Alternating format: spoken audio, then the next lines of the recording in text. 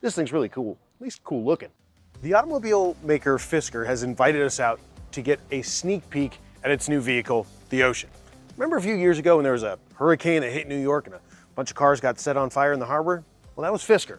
But they're back now, and they aren't hybrids. It's an electric SUV.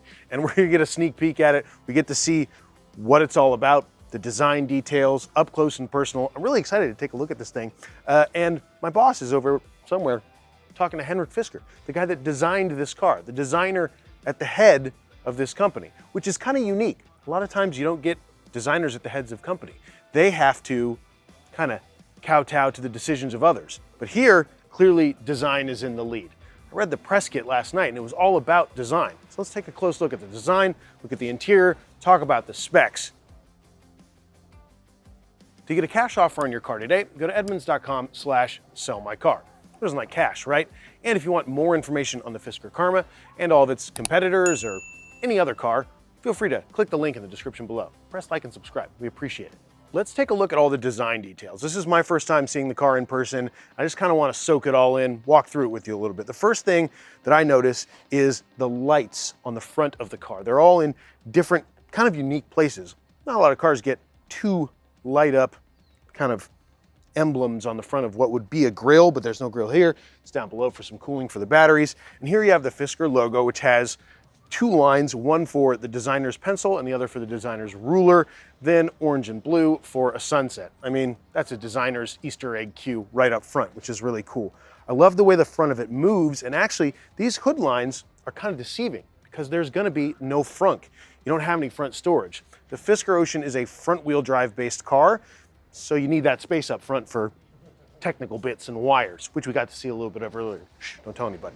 So as you move along the side of the car, I love the profile. This looks really aggressive down here. And these indicator lights are actually separate from the headlights.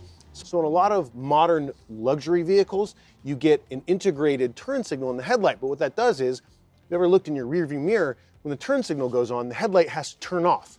That's part of the regulations of the vehicle. With this one, it's in a different place, so you can get the indicator and have the headlight stay on. As you move back on the car, one of the things I really love about this design, when it first popped up out of the truck, it's such a wide stance. I'm a car modifying kind of guy. I love the idea of widening the stance of stuff, but this already comes with that widened stance. It looks bold and big, even though the dimensions are pretty similar to something like a Tesla Model Y. That's one of its most direct competitors. As you move down the side of the vehicle, there's some other great little details too. The first thing that stood out to me was these nice sweeping lines in the rear view mirror. I mean, that's super cool. And then the second thing that stood out to me are these pressed carbon wheels. Look at that. They call them the F3 Slipstreams. I don't know if there's going to be a fight for the copyright on that name with Rhoda and the Slipstream wheels they make, but the F3 Slipstreams, these are 22s, big wheels, right? Not that big of a vehicle, but there's still plenty of sidewall. Maybe that'll mean it's good on-road comfort. As you move down the side, this is a really clean slate. There's not a lot of aggressive, angular character lines. There's just this nice kind of sweeping bit at the bottom. And those fenders, both back and front, move in nicely. Then you get this nice straight line that works its way underneath the windows all the way back. You can tell that a designer was in control of this, that there weren't sacrifices or compromises made for the design language. And what it's in right now is called California mode, where you can drop all eight including the sunroof, windows down, everything. These back quarter windows, right on through. These all open, sunroof open, and a lot like a Toyota 4Runner or a Tundra, boom, the back is open. This window drops down into the tailgate too. Really cool design features here, a little bit for aero. These are indicators as well up on the sides, but they're super well integrated into the side of the vehicle. Big fan of that. And then finally, as you move around the rear of the vehicle, the wide stance is just on display. This thing looks like it's squatted down. It doesn't feel so much like an SUV as it does almost a boxy wagon with an aggressive look. I don't think this has the same feel as stuff that's lifted or feels like it's meant to be a family hauler. This seems sporty, especially with the slim taillight lines here, this really thin integrated third brake light, the thin tail lights here, again, the lit up emblem on display back here, and then the underneath of the car with this diffuser that looks sort of race car-ish, right? I love that design cue. The outside of this is stunning but understated. You can totally tell the designer's at the helm of it. And honestly, I can't find anything I don't like about the design. Even 3-spoke wheels, which I would have said, oh yeah, that'll be totally weird. Nope, they work here. Now that I'm done breaking down the outside of this vehicle, let's take a look inside and see what that's all about. So before I get into the details of the interior, there's something I missed on the outside that I kind of want to talk about for a second. Honestly, like if you think back into the late 90s, early 2000s, everything on the EV or hybrid list was kind of a box that wasn't exciting. But if you look at vehicles like this today, that is transformed about EVs. We're talking about exciting, luxury, high performance, fast stuff. And I think the Fisker Karma, the original one, was kind of at the helm of that.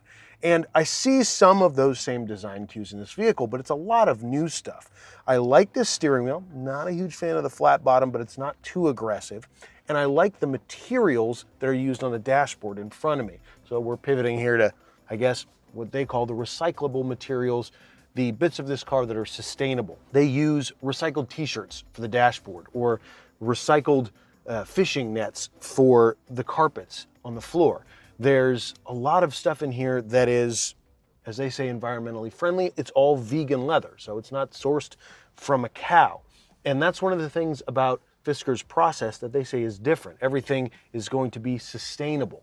Now, we'll see how that comes to pass in years in the future, but I really like the idea of it. It sounds like a great way to sell a car. One of the things we can demonstrate today is the screen switching from landscape to portrait mode and back. And apparently while you're driving, it's just in portrait mode, and you can only put it into landscape when you're parked.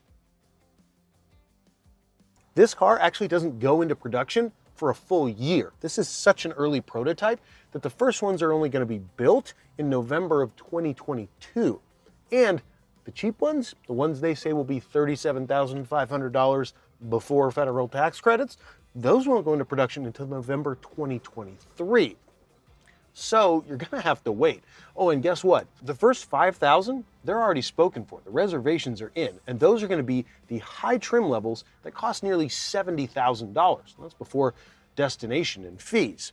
Hopefully we get the $37,500 version eventually, and it's not vaporware like, never mind, I won't mention the company name, but I do like what this one shows us in terms of design. I love this series of buttons here. It doesn't feel like it's pulled from any other vehicle. I really like the materials, the kind of faux suede used on the headliner, and everything is clean and the lines move extremely well. This would be a really nice place to be, so it makes sense as a luxury vehicle, but the success of this will be based on whether or not they can sell the mid-range and the base models. Sure, everybody, Tesla included, is selling the more expensive versions of vehicles first and then going to the cheaper ones. You get all those reservations and it helps you make some cars.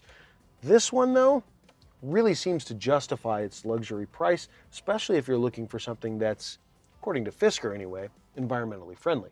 The cool, quirky design, actually I wouldn't even call it quirky, I'd call it pretty sexy design on the outside, works its way into the interior. I love these seats. The way they move around up here, this kind of continuous line, and then the stitching that only goes down one side, that kind of asymmetrical look to them that flows into the dashboard. It is really impressive to look at. And guess what? When you show up to pick up your friends, they're going to be happy to sit here.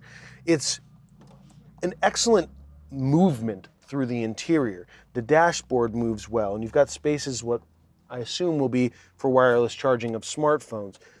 Weirdly shaped, but good size cup holders, and the rest of it seems to feel luxurious even on this pre-production model where there are some quirks and buttons that aren't exactly working yet.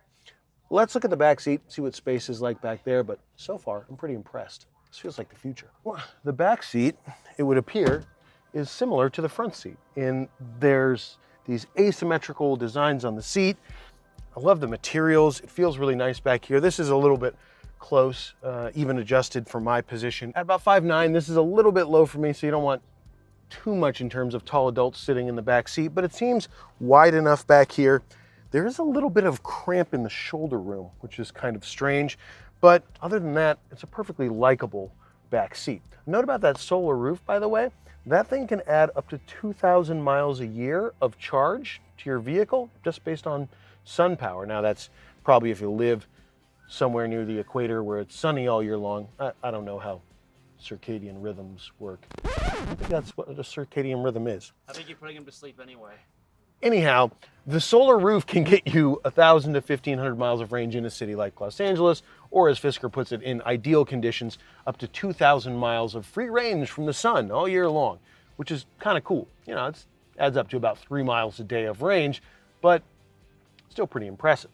And that's about it. I mean, the car's here. We can't drive it. I'm really excited to drive it when it comes out, but it's going to be a long time before we can do that. Let's talk about specs though, and just what it's going to look like on a sheet when it's compared to its rivals. In the base version, there'll be lithium-ion batteries. In upper trim levels, the ones with 340 or 350 miles of range, there will be nickel, magnesium, cobalt, nickel batteries. There'll be nickel batteries. I can't pronounce that. Performance from these different models will be pretty varying. 0 to 60 times in the 275 horsepower model will only be 6.9 seconds. That's not very fast. But with the 550 horsepower model at the top of the range, Fisker is estimating 3.6 seconds, which is really quick. So that's it, the Fisker Ocean. It's a really cool looking vehicle. It's got some really promising features and some really promising numbers. I'm not sure if it'll deliver on all that stuff, but I'm excited to see if it can. And I'm excited to see the looks of it. This is not bland, it's not boring, and it's really fun to have a designer at the helm of something. Shows up in the details. For more information on the Fisker Ocean, all of its competitors, click that link in the description below, press like and subscribe, and hey, let me know what you think about it. Do you hate the design? Do you love it? Do you want to see more of it? I don't know. I'm gonna go make more rhymes over here.